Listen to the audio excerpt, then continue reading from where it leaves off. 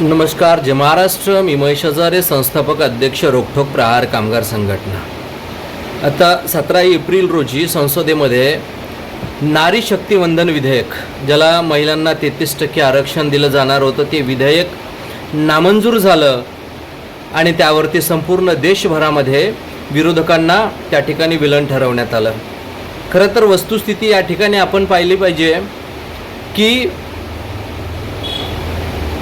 2023मध्ये 19 September 2023मध्ये नारी शक्ती वंदन विधेयक, जे महिलांना 33% आरक्षण देणार आहे, ते स्पष्ट बहुमताने मंजूर झालं.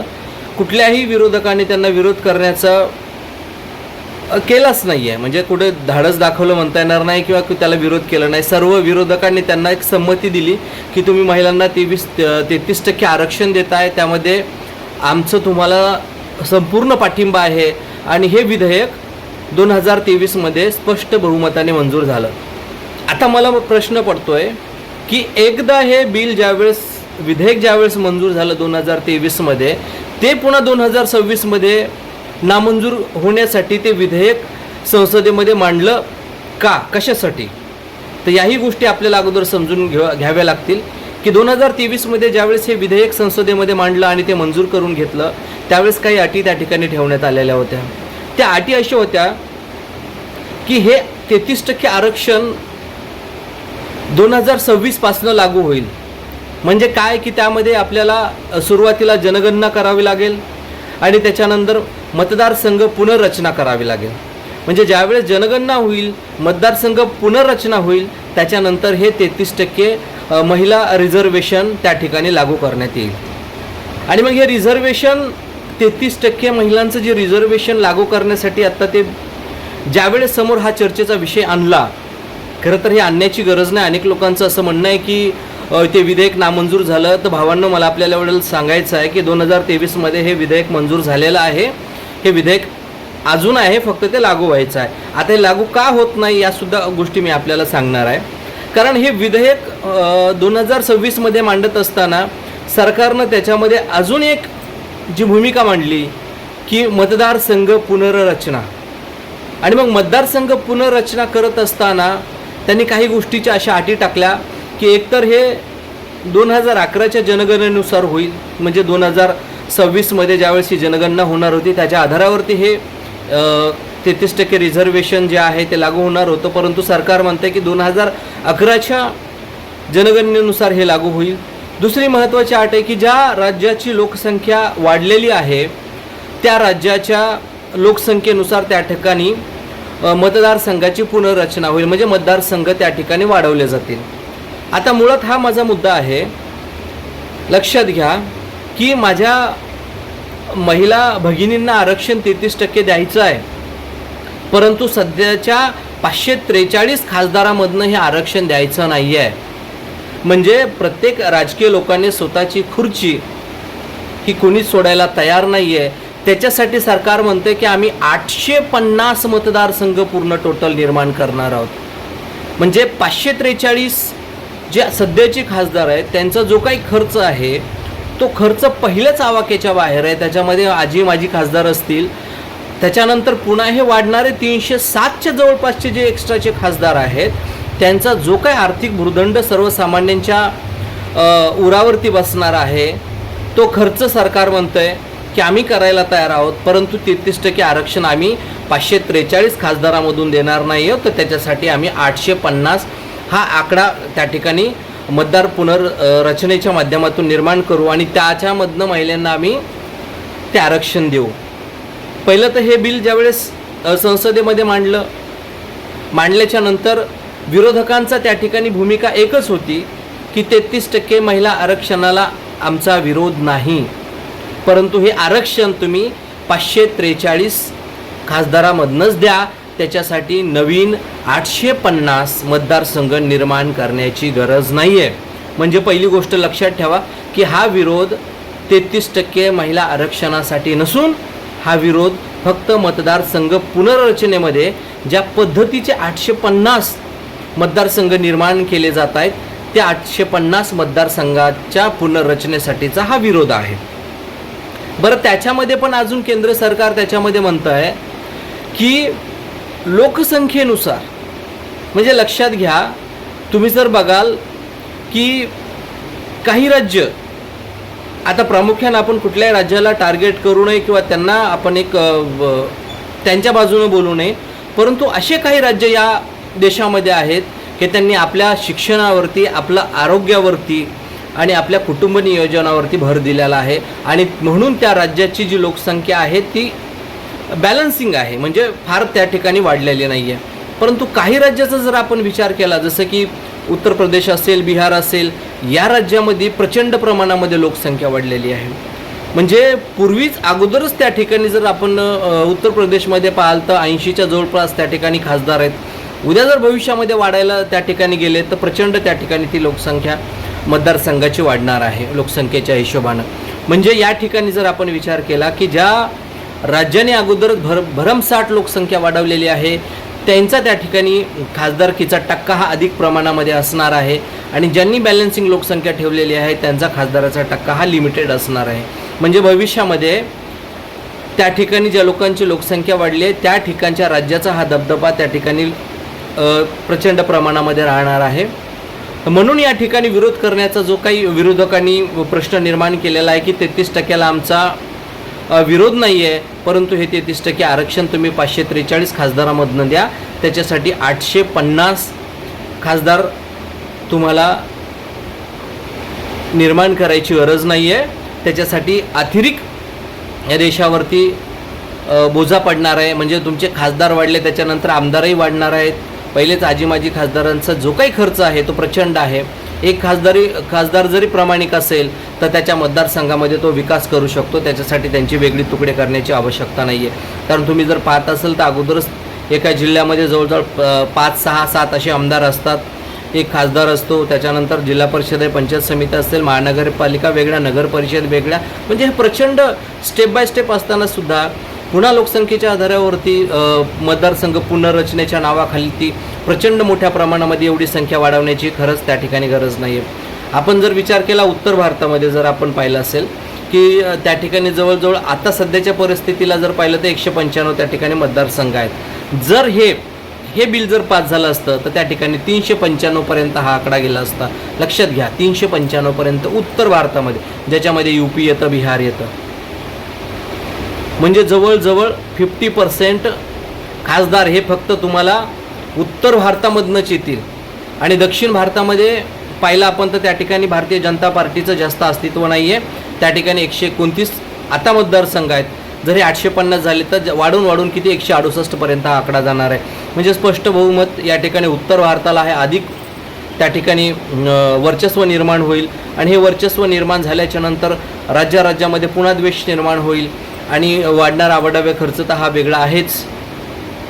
म्हणून हा विरोधकांचा सर्वात मोठा जो काही विरोधकाचा पायंडा होता त्यांनी, म्हणजे जवळजवळ आपण म्हणतो की 12 वर्षाच्या नंतर, आपण लक्षात घ्या, 12 वर्षाच्या नंतर पहिल्यांदा असा हा प्रस्ताव फेटाळण्याचा हा प्रकार या देशामध्ये घडलेला आहे. म्हणजे 2014च्या निवडणुकीच्या नंतर 12 वर्षाच्या नंतर हा प्रस्ताव फेटाळलेला आहे आणि याच्यामध्ये सर्व विरोधक यांनी कुठंतरी एक चांगली भूमिका घेऊन या देशावरती होणारा जो काही आर्थिक संकटाचा जो काही संकट चालून येत होतं त्याला दूर सारण्याचा त्या ठिकाणी प्रयत्न केलेला आहे.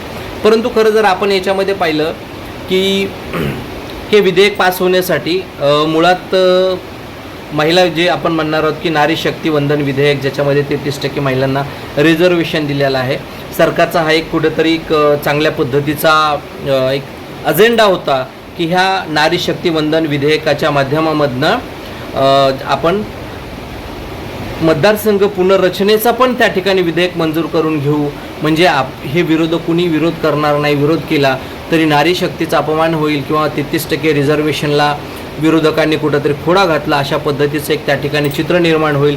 म्हणून हे दोन्ही विधेयक त्यांनी समांतर त्या ठिकाणी केले आणि एकाच वेळी ते संसदेमध्ये मांडण्याचा प्रयत्न केला आणि तो प्रस्ताव मंजूर करण्याचा त्यांनी तो प्रयत्न केलेला आहे. परंतु आपण पाहिलं असेल की त्या ठिकाणी 2/3 मेजॉरिटी यांना हे विधेयक पारित करण्यासाठी लागत होते. म्हणजे 352चा स्पष्ट बहुमताचा आकडा त्यांना पाहिजे होता. परंतु मुळात झालं असं की भाजपला 298 खासदाराचा पाठिंबा मिळाला आणि विरोधात त्यांच्या 30 मतं गेली, त्यामुळे त्यांना मेजॉरिटी त्या ठिकाणी 2/3 गाठता आली नाही आणि हे विधेयक नामंजूर झालं. आता हे लोक सांगत आहेत की नारी शक्ती वंदन विधेयक म्हणजे महिलांना 33% आरक्षण जे दिलं जाणार होतं ते विधेयक नामंजूर झालं. हे स्पष्ट आणि दिशाभूल करणारं हे वक्तव्य आज या लोकांकडनं मांडलं जातं आहे. त्यांना माझा एकच सवाल आहे की 2023मध्ये तुम्ही काय पारित केलं? 2023मध्ये 19 सप्टेंबर 2023मध्ये स्पष्ट बहुमताने नारी शक्ती वंदन विधेयक पारित झालेलं आहे, मंजूर झालेलं आहे. ते आजही आहे, ते फेटाळलेलं नाही आहे.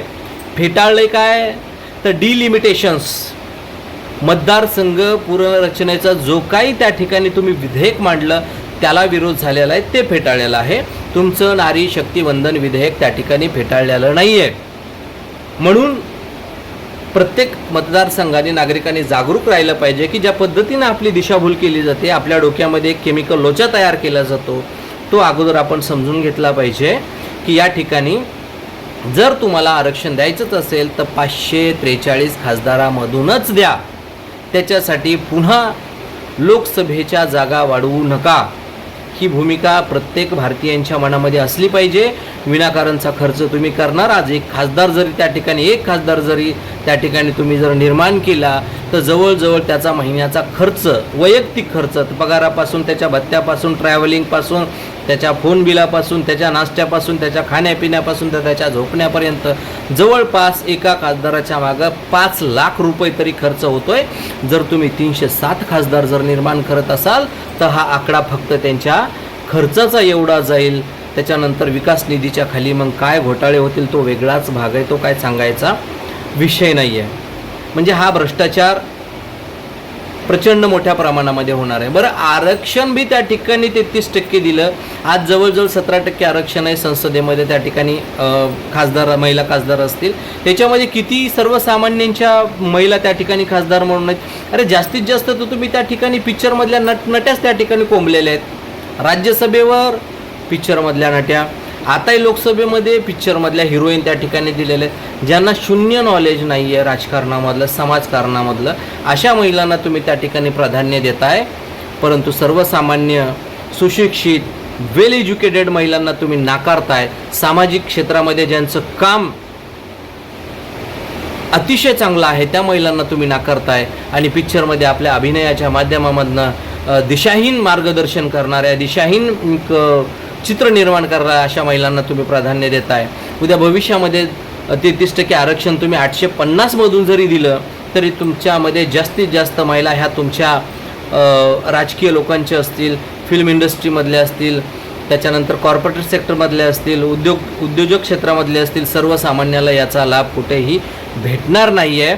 तुम्हाला द्यायचंच आहे, आरक्षणच द्यायचं आहे. तुम्हाला त्या ठिकाणी 850 खासदार निर्माण करण्यापेक्षा तुम्ही त्या ठिकाणी खरं तर शिक्षक निर्माण केले पाहिजे, मराठी शाळा वाचवल्या पाहिजे, त्याच्यानंतर तुम्ही सरकारी शाळा वाचवल्या पाहिजे, त्या ठिकाणी शिक्षक तुम्ही निवड केली पाहिजे आणि जास्तीत जास्त शिक्षणावरती भर दिला पाहिजे, आरोग्यावरती भर दिला पाहिजे. ही गोष्ट तुम्ही बाजूला सोडताय आणि निरर्थक भ्रष्टाचारपूरक वातावरण निर्माण होणाऱ्या गोष्टीला तुम्ही भर देताय.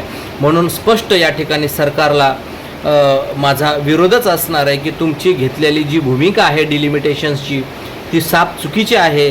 850 खासदारामधून महिलांना आरक्षण द्यायची गरज नाही आहे. तुमच्यात जर धमक असेल, हिंमत असेल, महिलांच्या बाबतीमध्ये तुमच्यामध्ये जर एक पॉझिटिव्ह कुठेतरी भावना असेल तर तुमच्या 543 मतदारसंघाच्या माध्यमामधूनच ते 33% आरक्षण द्या. म्हणजे तुमची सीटं कसे खाली होतात हे तुम्हाला चांगल्याने माहीत आहे. किती लोकांना आपलं खासदारकी त्या ठिकाणी गमवावी लागेल आणि 33% महिलांना त्या ठिकाणी जागा द्यावी लागतील. तुम्हाला तुमच्या जागा द्यायच्या नाही आहेत. देशाचं वाटोळं झालं तरी हरकत नाही, महागाईच्या नावाखाली सर्वसामान्य माणूस लुटला तरी हरकत नाही. 850 खासदार मात्र त्या ठिकाणी निर्माण झाले पाहिजे, त्याच्यातून 33% जागा द्यायच्या. हे चुकीचं धोरण आहे. त्याचं रोखठोक प्रहार कामगार संघटनेच्या वतीनं आम्ही तीव्र निषेध त्या ठिकाणी व्यक्त करतोय आणि विरोधकांनी घेतलेली भूमिका ही अतिशय योग्य आहे आणि देशाच्या हिताची आहे. म्हणून खऱ्या अर्थाने त्यांचं कौतुक केलंच पाहिजे आणि विरोधकाचं खऱ्या अर्थाने आभारही मानलं पाहिजे की देशावर येणारं फार मोठं आर्थिक संकट आणि भ्रष्टाचारयुक्त संकट तुम्ही फेटाळून लावलं. त्या बाबतीत तरी तुम्ही 12 वर्षाच्या नंतर एकी दाखवली आणि हे विधेयक तुम्ही हाणून पाडलं. त्याबद्दल खरं तर विरोधकाचं मनपूर्वक आभार मानतो आणि पुन्हा या सरकारला सांगतोय की देश हिताचं काम करा, देशाच्या हितासाठी लढा. स्वतःची वैयक्तिक घरं भरण्यापेक्षा, नातेवाईकाची घरं भरण्यापेक्षा उद्या नेपाळसारखी परिस्थिती जर आपल्या देशामध्ये निर्माण झाली तर त्याचा सर्वात मोठा धोका तर या राजकीय नेत्यांनाच निर्माण होणार आहे. म्हणून वेळेआधी सावध व्हा आणि अशा पद्धतीचे जे बिंडोकपणाचे निर्णय आहेत ते याच्यापुढे तरी घेऊ नका, एवढीच आपल्याला या ठिकाणी विनंती आहे. आणि विरोधकांना पण एक या ठिकाणी आभार तर त्यांचे मानलेच पाहिजे, पण भविष्यामध्ये असे विधेयक हाणून पाडा आणि एकी दाखवा. कारण जनतेनं तुम्हाला आपली स्वतःची त्या ठिकाणी निर्णय ठरवण्यासाठी, जनतेच्या हितासाठी पाठवलेला आहे. ती भूमिका तुम्ही आता या डिलिमिटेशनच्या विधेयकामध्ये घेतली आहे. त्याबद्दल तुमच्या सर्वांचे मनपूर्वक आभार. आणि यापुढे या सरकारचं कुठंतरी डोकं ठिकाणावर यावं एवढीच या ठिकाणी अपेक्षा. धन्यवाद. जय महाराष्ट्र.